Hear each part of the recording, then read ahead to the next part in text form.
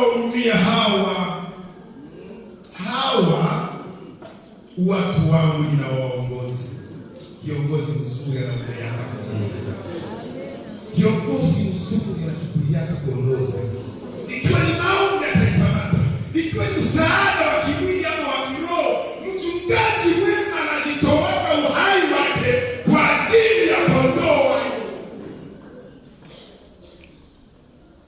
Ateni ya nguvu, hata ulishafa tena, fanya tena.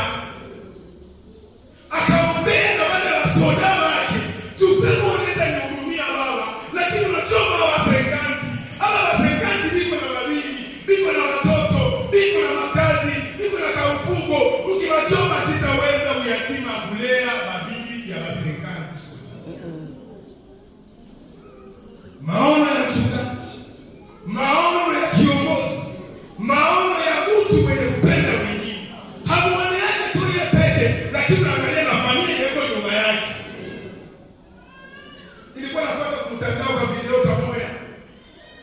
Pusi alizala watoto watatu. Pusi alizala watoto watatu. Mkutembea pusi kama nilikuwa ya moyo kachoka, akaanguka. Akakufa. Uwewe kwenye ulikia naye, wewe ungali unanyonya.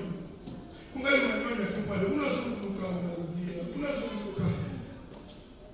Kuna mtu anaandika pale, kifo haidagaki. Haijuate uko na wewe, haijuate uko na fiancé, haijuate kike kipate yako ya hapo kesho, haijuate birthday yako. Ikikufikia wakati wowote, haipaki na sasa mali. Lakini mwanadamu anashindwa ona. Mwanadamu anaingia, anatoka dunia, bana mambo amekuwa mtoto wa Mungu, lakini tabia zile za dunia ndio zile zinaleta ukanisa. Batumishi tukue macho, batungaji tukue macho, baimbaji tukue macho, Wakristo wenzetu tukue macho.